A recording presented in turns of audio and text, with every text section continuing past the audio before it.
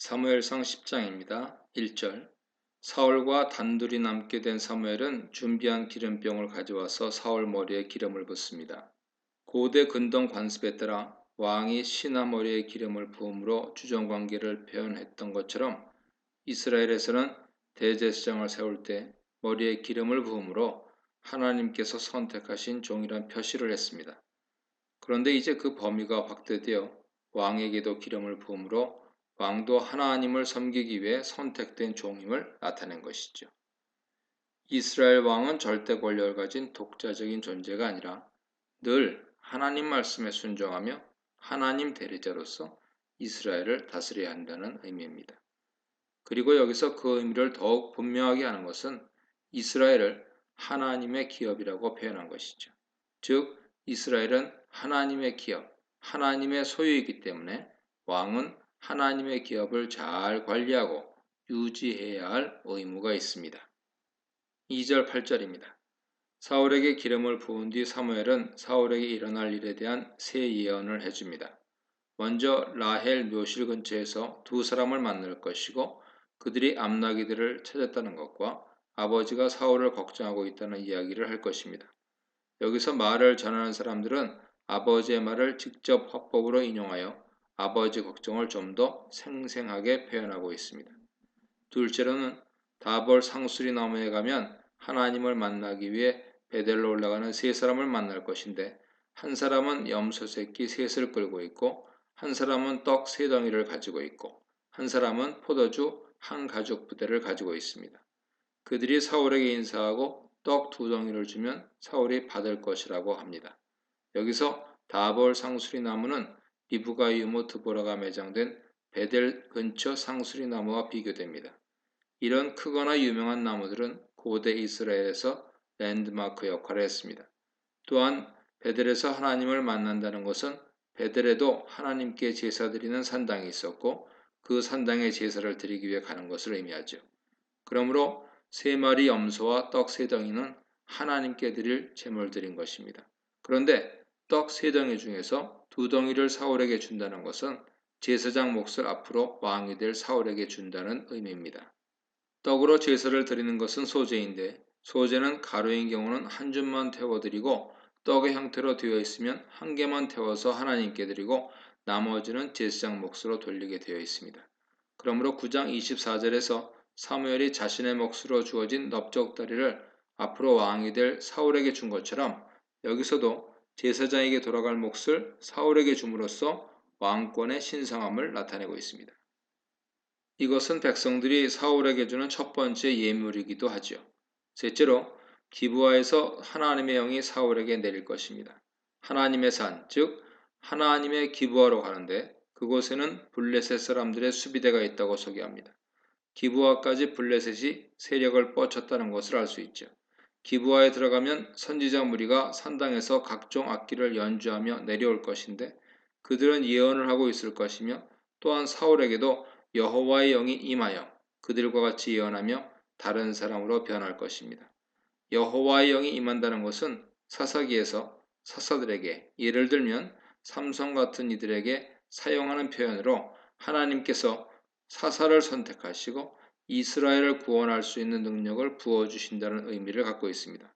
그러므로 여기서도 사울에게 여호와의 영이 임하여 다른 사람으로 변한다는 것은 사울이 이제 하나님의 선택을 받은 지도자가 되었다는 뜻입니다. 다만 사사기와 다른 점은 잠시지만 여호와의 영을 받을 때 예언도 한다는 것인데 여호와의 영을 받고 예언한다는 것은 드보라 사사를 연상시키죠. 이 세 가지 표정에 대한 예언은 사울이 자신이 왕이 되는 것에 대해 여전히 불안해하고 의심하고 있었기 때문에 그에게 확증을 주기 위한 하나님의 배려입니다. 하나님께서는 미리 준비하시고 사울을 선택하셨지만 아직 준비가 안 된 사울은 하나님 부르심에 주저하고 두려워하고 있었기에 징표들을 주신 것이죠. 바로에게 가기를 주저하는 모세를 계속 설득하시고 징표를 주신 것과 비슷합니다. 이렇게 하나님은 하나님 명령에 순종하기를 두려워하고 주저하는 자들을 계속 설득하시고 그와 함께 하심을 보여주며 힘을 주시는 분이십니다. 마지막으로 사무엘은 사울에게 길갈로 먼저 가서 7일 동안 기다리라고 명령합니다. 그런데 이 명령은 후에 13장 7절로 15절 사이와 연결되어서 사울과 사무엘 관계에 부정적인 영향을 미치는 역할을 하게 됩니다. 9절 13절입니다. 사무엘의 예언을 들은 사울은 몸을 돌이켜 사무엘을 떠나면서 마음이 완전히 변하였습니다.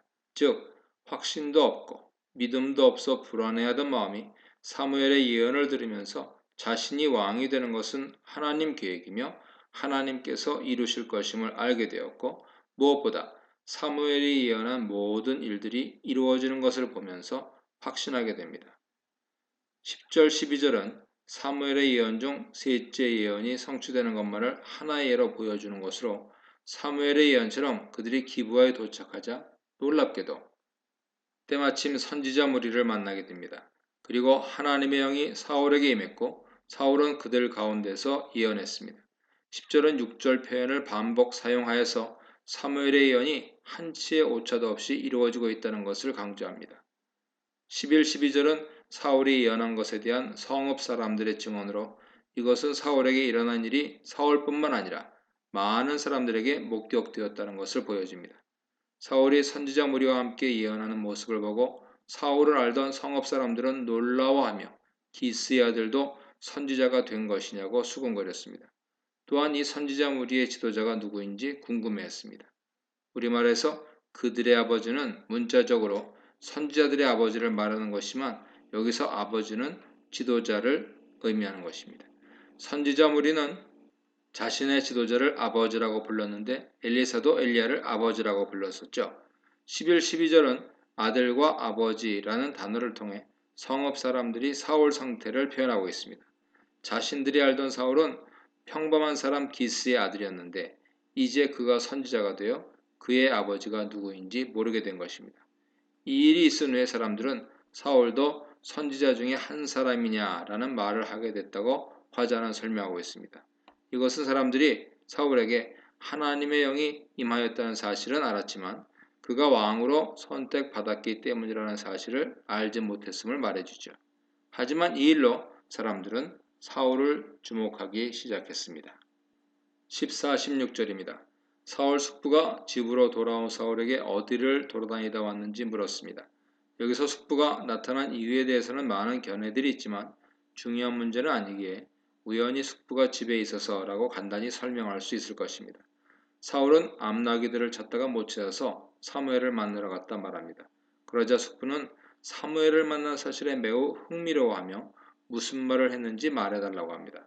사무엘은 매우 명망 있는 선지자로 그의 말은 반드시 이루어지기 때문이죠. 하지만 사울은 암나귀들을 찾았다는 말만 하였다고 말하고 자신이 왕이 될 것이라고 말한 것에 대해서는 함구합니다.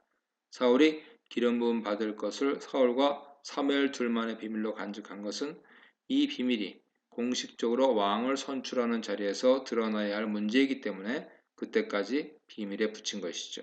이렇게 하나님께서는 차근차근 사울을 이스라엘 왕으로 선출할 준비를 하시며 준비가 끝나자 왕을 선출하는 집회가 열립니다. 이 문단에서는 기름 부음 받은 왕, 순종을 요구하는 왕, 여호와의 영으로 통치하는 왕에 대해 묵상해 보시기 바랍니다. 17절로 19절 상반절입니다. 비공식적으로 사울을 왕으로 선택하고 그가 왕이 될 마음 준비와 영적 준비가 끝나자 사무엘은 이스라엘 백성들을 미스바로 불러 여호와 앞에 모이게 했습니다. 미스바는 7장에서 사무엘이 취임한 이후에 이스라엘 백성을 하나님께 돌아오게 하기 위해 공식 모임을 가진 장소죠. 미스바가 당시 종교 정치적으로 중요한 역할을 하는 도시였음을 알 수 있습니다. 이스라엘 자손이 모두 미스바에 모이자 사무엘은 하나님의 선지자로서 이스라엘 백성들에게 하나님 말씀을 전합니다. 이스라엘의 하나님 여호와께서 이같이 말씀하시기를, 이란 구문은 선지자들이 하나님 말씀을 전하는 전형적인 표현으로 이 문구 다음에는 하나님께서 1인칭 화자로 직접 말씀하시는 것이 나옵니다. 그러므로 이 문장 다음에 나오는 나는 하나님을 가리킵니다. 하나님께서는 왕을 세우라는 말을 하기 전에 내가 너희를 애굽인의 손과 너희를 압제하는 모든 나라 손에서 건져냈다 말씀하십니다. 표면적으로는 출애굽과 가나안 정복 사건을 요약적으로 말하고 있지만 역사적 사건들을 언급하신 진짜 이유는 하나님께서 지금까지 이스라엘이 왕에게 바라신 모든 일, 즉 적들 손에서 구원하신 일을 신실하게 하신 이스라엘의 진정한 왕이시라는 점을 드러내는 데 있습니다. 즉 내가 너희의 진정한 왕이다 말씀하시는 것이죠. 이 말씀에는 하나님의 섭섭한 마음이 담겨 있습니다. 이런 하나님 마음을 19절에서 사무엘이 좀 더 자세히 설명하는데 하나님은 모든 재난, 고통 중에서 친히 구원하신 이스라엘의 하나님이라고 합니다. 이것은 출애굽이나 가나안 정복 사건 말고도 이스라엘이 어렵고 힘들 때 하나님은 언제나 보호해주고 구원해주는 왕이셨다는 것입니다. 그러고 나서 지금 인간 왕을 뽑는 행동이 하나님께는 어떤 의미의 행동인지를 분명히 알려줍니다. 왕을 세우는 것은 그들의 왕인 여호와를 거부하는 행동이라는 것이죠. 여기서 왕정 제도에 대한 하나님 관점을 보여줍니다. 왕정 제도에 대해 하나님은 조건적인 관용을 베푸신 것이죠. 이것은 왕정 제도가 비록 하나님 보시기에 좋은 제도는 아니지만 이스라엘 백성들이 원하고 당시 고대 근동 거의 모든 나라에서 시행하고 있는 관습이기 때문에 하나님께서 허락하신 것입니다. 허락하시되 주변 나라들과는 달리 하나님께서 왕을 선택하시고 왕은 하나님 말씀에 복종해야 하는 의무를 갖습니다. 이혼하는 것은 하나님 뜻이 아니지만 당시 관습에 이혼이 흔했기 때문에 이혼을 허락하시되 이혼당하는 여자를 보호하는 차원에서 이혼 증서를 써주라는 것도 이런 조건적 관용에 해당합니다. 이렇듯 인간에게는 하나님께서 베풀어 주신 은혜와 사랑을 잊고 눈에 보이는 힘과 권력을 쫓는 속성이 있고 이런 우리의 모습을 보면서 하나님은 서운함을 느끼십니다. 19절 하반절로 21절입니다. 하나님 심경을 설명한 후에 사무엘은 드디어 왕을 뽑는 의식을 시작합니다. 방법은 먼저 12지파 중에서 한 지파를 뽑고 그 다음 부족 단위에서 한 부족을 뽑고 그 다음 가족별로 뽑고 그 중에서 한 사람을 제비로 뽑는 방식을 택했습니다. 제비 뽑기 방식은 구약에서 하나님 뜻을 알 수 있는 가장 흔한 방법으로 여호수아서에서 땅을 나눌 때도 제비 뽑기 방식을 사용했습니다. 제비 뽑기를 통해 지파들 중에서는 베냐민 지파가 뽑혔고 가족별로는 마드리 가족이 뽑혔고 그들 중에서 다시 기스의 아들 사울이 뽑혔습니다. 원래 하나님께서 선택하신 사람이 제비 뽑기를 통해 공식적으로 뽑히게 된 것이지요. 하지만 결과를 미리 알고 있었던 사울은 사람들의 눈을 피해 숨어 있었습니다. 이런 모습은 사울이 아직도 왕이 되는 것에 대해 매우 부끄러워하는 겸손한 마음을 가지고 있었다는 것을 나타냅니다. 22, 24절입니다. 사람들이 사울을 찾기 위해 여기저기를 찾으러 다녔지만 찾지 못하자 다시 하나님께 그 사람이 여기에 왔는지 질문합니다. 그러자 하나님께서는 그가 진보다리 사이에 숨어 있다고 말씀해 주시죠. 이런 하나님 응답은 혹시 사울이 오지 않아서 다른 사람을 뽑아야 하는 것은 아닌가 하는 의구심을 잠재우고 하나님께서 사울을 뽑으셨다는 것을 사람들에게 확신시켜 주신 것입니다. 그리고 사울에게도 왕이 되는 것은 숨거나 피한다고 피할 수 있는 일이 아님을 알려주시는 것이죠. 이 말을 들은 사람들은 빨리 사울을 찾기 위해 달려갔고 진보다리 사이에 숨어있던 사울을 찾아 데리고 옵니다. 이스라엘 백성들이 본 사울 첫 인상은 다른 사람보다 어깨 위만큼 큰 기골이 장대한 모습이었습니다. 고대 사회에서 기골이 장대한 모습은 뛰어난 전사 모습으로 골리앗은 키가 3m 정도 되어 그 모습만으로도 이스라엘 사람들의 길을 완전히 죽였습니다. 그리고 9장 2절에서 사울 외모는 키가 클 뿐만 아니라 매우 준수했다고 말하고 있는 것으로 보아 사울은 이스라엘 백성들이 왕으로 세워도 될 만큼 든든하고 호감이 가는 인상을 가지고 있었습니다.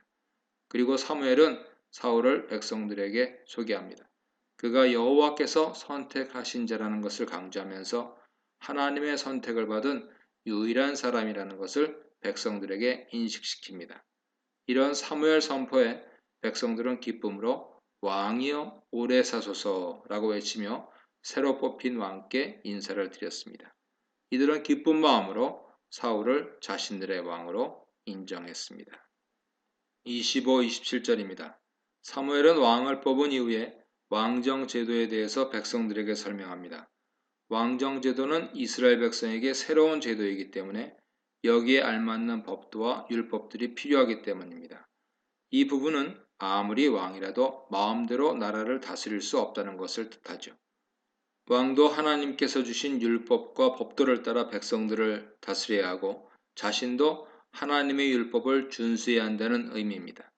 이스라엘의 최고 권력자는 여전히 여호와 하나님이시며 왕은 하나님의 대리자일 뿐이기 때문입니다. 사무엘은 왕정이 시작되는 시기에 이 점을 분명히 하기 위해 법도를 정하고 이것을 기록하여 한 분은 여호와 앞에 두었습니다. 아마도 왕이 된 사울도 필사에서 한 부 가지고 있었을 것입니다. 신명기 17장 18, 19절에 따르면 왕도 한 부 복사하여 옆에다 두고 항상 읽으며 여호와의 말씀과 규례를 지켜 행하라 명령하고 있기 때문이죠. 왕이 세워지고 왕정 제도가 만들어지는 모든 절차가 끝나자 백성들은 자신의 집으로 돌아갔고 사울도 기브아로 돌아갔습니다. 아직 왕궁이 있거나 수도가 따로 정해진 것이 아니기 때문에 왕으로 선출되었어도 일단은 자신의 집으로 돌아가 왕의 일을 해야 하는 것입니다. 그러나 이때 마음이 하나님께 감동된 유력자들, 즉 사울을 도와 사울 왕정을 구성하고 이끌어갈 관리들이 사울을 따라갔습니다. 하나님께서 사울을 도울 자들도 준비해 주셨다고 본문은 말하고 있죠. 마치 모세가 성막을 지을 때 부사렐과 오홀리압을 세워주신 것과 유사하다고 할 수 있습니다. 하지만 사울을 모두 찬성한 것은 아니었습니다. 사울을 반대하는 사람들이 있었는데 본문은 이들을 불량배, 즉 벨리알의 자식들이라고 부릅니다. 이것은 하나님 뜻에 순종하지 않는 무가치한 사람들, 혹은 악한 사람들을 일컫는 말로 사울을 멸시하고 왕으로 인정하지 않는 사람들을 매우 부정적으로 평가하는 표현입니다. 이들은 하나님의 선택을 인정하지 않는 자들이기 때문이죠.